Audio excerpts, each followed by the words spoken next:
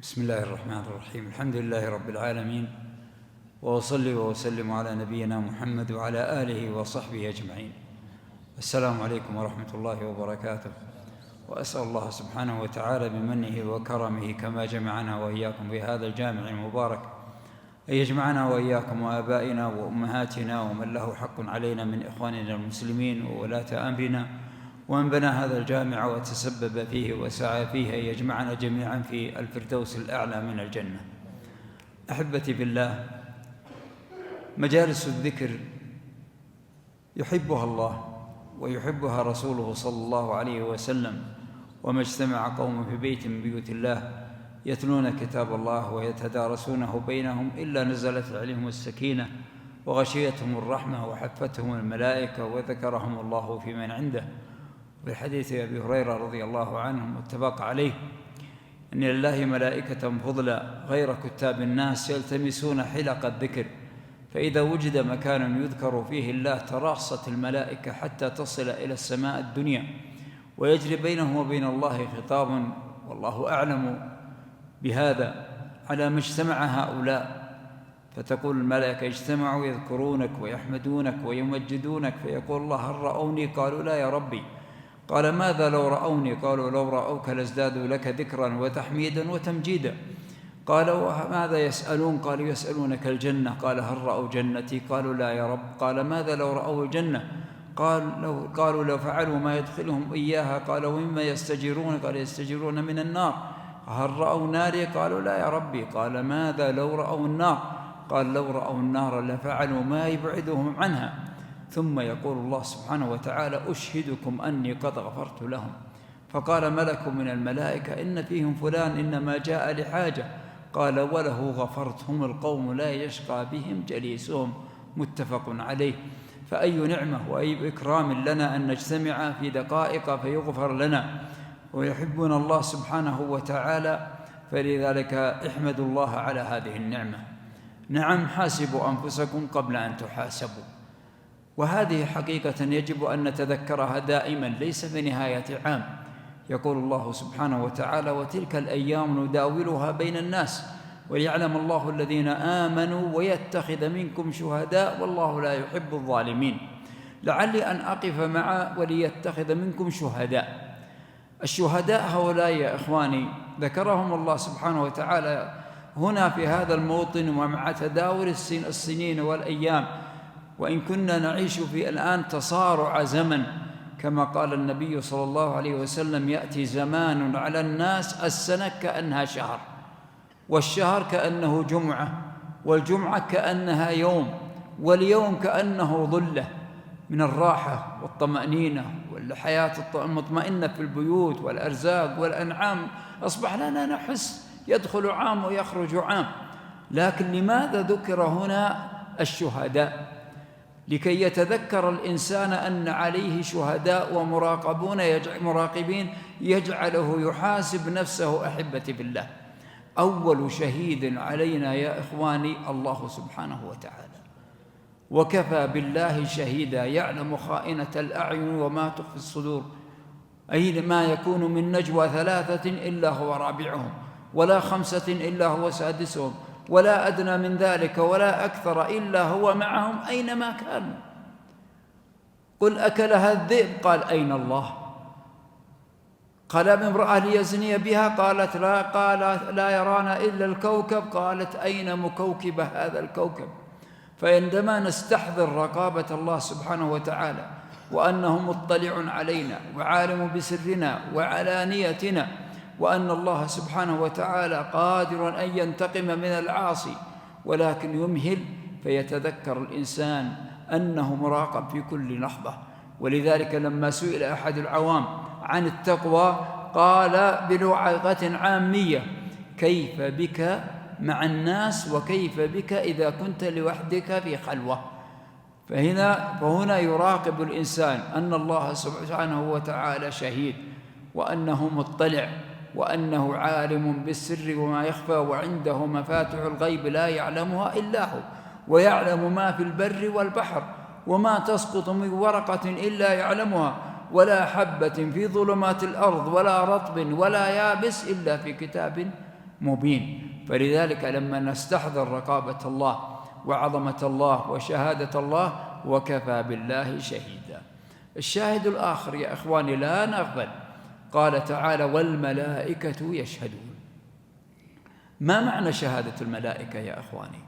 يقول الله سيشهدها آيات نتذكرها وتمر علينا، والذين يختمون القرآن تمر عليهم مثل هذه الآيات: إنا كنا نستنسخ ما كنتم تعملون وكل صغير وكبير مستطر ما يلفظ من قول إلا لديه رقيب عتيد ما لهذا الكتاب لا يغادر صغيرة ولا كبيرة إلا أحصاها ووجدوا ما عملوا حاضرا ولا يظلم ربك أحدا.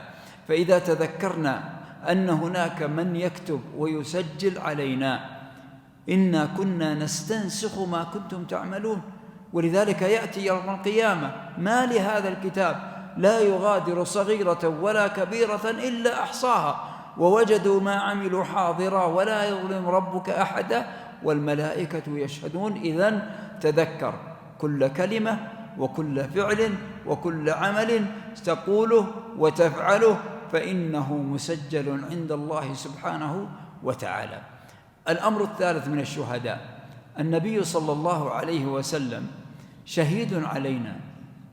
كيف هذا يا أخواني؟ لما قرأ عليه عبد الله بن مسعود هذه الآيات من سورة النساء فقال ولما وصل إلى قوله تعالى فكيف إذا جئنا من كل أمة بشهيد وجئنا بك على هؤلاء شهيدا يومئذ يود الذين كفروا وعصوا الرسول لو تسوى بهم الأرض ولا يكتمون الله حديثا. يقول نظرت إلى وجهه فإذا عيناه صلى الله عليه وسلم تذرفان تركنا على مثل البيضاء لا يزيغ عنها إلا هالك. فتذكر شهادة النبي صلى الله عليه وسلم وأنك مطلوب أن تطبق سنته ولذلك تتبعه كما قال الله تعالى وهي آية المحنة قل إن كنتم تحبون الله فاتبعوني يحببكم الله. انظروا إلى اتباعنا للنبي صلى الله عليه وسلم في أخلاقنا، في مساجدنا، في بيعنا، في شرائنا، في بيوتنا، في تحملنا لتربية أبنائنا ونسائنا. هل نحن في هذا متبعين للنبي صلى الله عليه وسلم؟ وما آتاكم الرسول فخذوه وما نهاكم عنه فانتهوا. قل إن كنتم تحبون الله فاتبعوني يحببكم الله لقد كان لكم في رسول الله أسوة حسنة. قال في ذات يوم للصحابة اجلسوا فجلسوا وإذا برجل في الشارع أو في الطريق يسمع قول النبي اجلسوا فجلس. فلما سئل قال سمعت الرسول يقول اجلسوا فلا أجلس سمعت فأنفذ سمعنا وأطعنا. قال عمر يا رسول الله إني أحبك أكثر من كل شيء إلا من نفسي. قال لا يا عمر. قال الآن أحبك أكثر من نفسي. قال الآن. فلننظر إلى حالنا مع اتباعنا للنبي صلى الله عليه وسلم في خلقنا في تعاملنا مع أهلنا مع إخواننا. عجبا لمن يقول إني أتبع النبي صلى الله عليه وسلم وله سنوات لا يسلم على أخيه ولا على جاره بينهم من القطيعة ما الله به عليم. فتذكر شهادة النبي صلى الله عليه وسلم. من الشهود يا إخواني التي تجعلنا نحاسب أنفسنا أيما محاسبة الأرض والسماء. قال الله تعالى سبحانه وتعالى إنا كنا نكتب ما قدموا وآثارهم فما بكت عليهم السماء والأرض. فلذلك ينظر الإنسان في خطواته في سفره في روحاته في جياته أن هذه الأرض ستتكلم إذا زلزلت الأرض زلزالها وأخرجت الأرض أثقالها وقال الإنسان ما لها يومئذ تحدث أخبارها. ذكر ابن كثير رحمه الله كما سئل النبي صلى الله عليه وسلم عن هذا قالوا يا رسول الله كيف تحدث أخبارها؟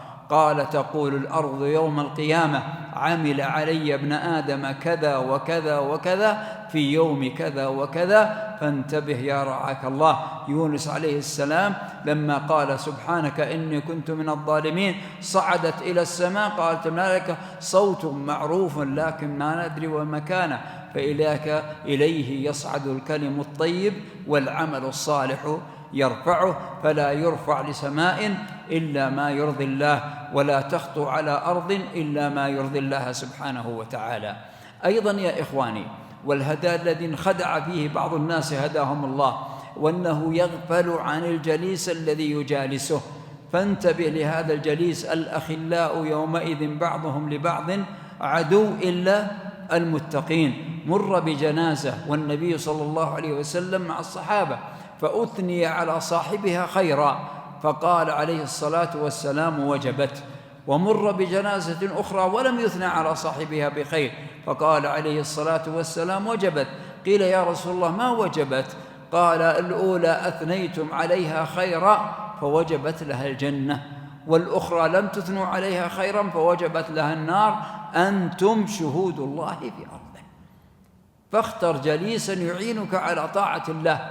وأكثر جليس لنا في هذا الزمن هو هذا الجوال. ربما غفلنا عن جلساء صالحين وربما، لكن هذا الجوال يا إخواني أشغلنا كثيرا، حتى في خلواتنا وفي أمورنا وفي مجالسنا مع الوالدين ومع أقارب ومناسبات. وكنت أذكر لما حررت الكويت ولله الحمد والمنة في ذاك الزمن ودعينا للدعوة فيها، كان أول ما عندهم كان عندهم الجوال، ما بعد وصل إلينا، وكنا نقول وننظر إليهم يا إخواني. قلت سبحان الله، المجالس كلها ينظرون. قلت كيف بنا إذا جاءنا؟ وتدور الأيام كما قال تعالى: وتلك الأيام نداولها بين الناس وإذا به يأتي إلينا. ولا أقول هذا جزافا والله يا إخواني، وهذا الجوال بين يدي. كبرت يوما في من الأيام في أحد المساجد لصلاة الظهر، وإذا بشاب أطول مني والله يا إخواني أخرج بعد تكبيرة الإحرام الجوال وجلس ينظر إليه حتى الركوع. قلت ربما يقرأ وربما، فأشغلني. وفي الركعة الثانية فعل ذلك. فلما انتهينا من الصلاة قلت: يا ابني ماذا فعلت أنت في صلاتك؟ قال: وشو؟ قلت: الجوال، أنا أشغلك وشوفك في الركعة الأولى أنت تقرأ منه ولا؟ قال: يا شيخ ادع لي والله أنه أشغلني حتى في صلاتي. فلذلك يا إخواني الجليس اختر جليسا يعينك على طاعة الله. نعم في الجوال خير عظيم وفيه فوائد عظيمة، لكن أن يشغلنا عن طاعة، يشغلنا عن صلة. بل والله من الحوادث من أقاربنا اللي أنا وقفت عليها بنفسي كلها بسبب وفاة أو إعاقة أو كذا، بسبب نظرة جوال أدت إلى أمور لا تحمد عقباها. فأقول من هذا يا إخواني: اختر جليسا يعينك على طاعة الله سبحانه وتعالى. اختر جليسا يشهد لك غدا يوم القيامة بأنك صاحب خير. الأخلاء يومئذ بعضهم لبعض عدو إلا المتقين. وهناك من القصص والأشياء التي كيف أثر الجليس على صاحبه لا أريد أن أطيل فيها.